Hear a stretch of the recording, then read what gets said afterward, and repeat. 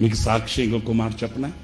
ఇదిగో మన ఆత్మీయ తండ్రి దైవజనులు లేసన్న గారు ఉన్నారే, ఇక ఆయన గురించి కాక ఎవరి గురించి చెప్పుకుంటాం ఏంటి? ఇంత వైభవం, ఇంత హంగు రంగు, ఇంత ఆత్మీయ అంతరిక్షం, ఆత్మ ప్రపంచం మన కళ్ళతో మనం చూస్తున్నామంటే, నాకు తెలిసిన నా చిన్న సేవా అనుభవంలో నేను గ్రహించి నేను చెప్తాను. యేసన్న గారు ఏది ప్రారంభించినా, ఏది ఆయన చేయదలిచినా ఆ పరలోకమందున్న దేవుడు ఆమెను అనేసాడండి, అంతే.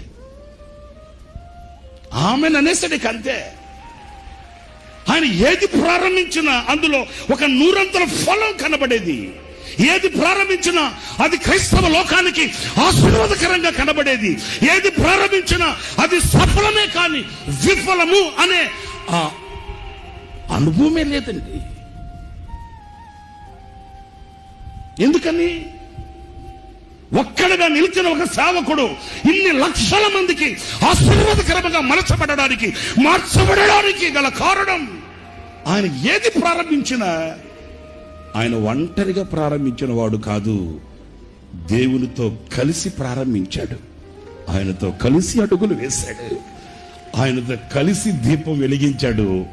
ఆ దీపం ప్రపంచానికి వెలుగై కూర్చుంది ఈ రోజున.